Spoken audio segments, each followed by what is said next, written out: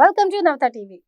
75వ వజ్రోత్సవ స్వాతంత్ర దినోత్సవ సామూహిక జాతీయ గీతాలాపనకు కేంద్ర ప్రభుత్వ పిలుపు మేరకు ఇవాళ సరిగ్గా ఉదయం 11:30 ఎక్కడికక్కడ ఉన్న చోటే జాతీయ గీతాన్ని పాడారు. రామచంద్రపురం 112 కార్పొరేటర్ బోరగడ్డ పుష్ప నాగేశ్వర్ కార్యాలయంలో జాతీయ గీతాలాపన చేశారు.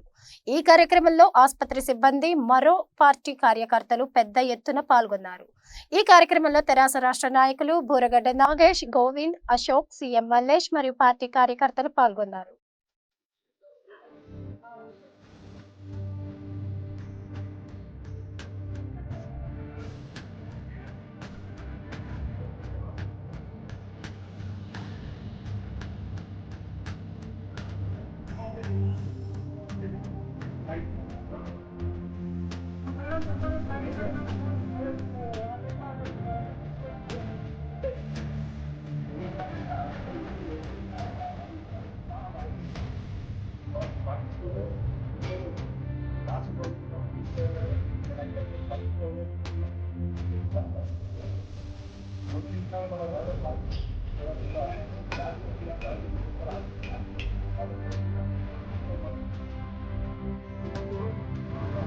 వ్యక్తులు మరి వారి యొక్క దేశాన్ని గురించి వాళ్ళు రక్తాన్ని చిందించి ఈరోజు దేశం ఇంత సత్యశ్యామలంగా ఉంటుందంటే కారణం వాళ్ళు.